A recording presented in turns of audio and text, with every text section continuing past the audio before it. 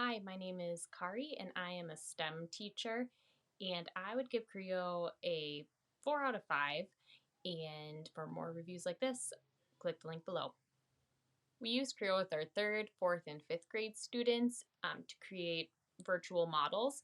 And so they did 2D into 3D sketches, and then we were actually able to then 3D print their engineering designs and then test out their physical prototypes as well. Some things I really liked about Creo is it was a really professional software that was used in real world. Like I know a lot of actual engineers use Creo software, so if students actually ever decided to take those career fields, it'd be a product that a lot of professionals use, which was really great. And also, it created really high quality products for us to be able to 3D print.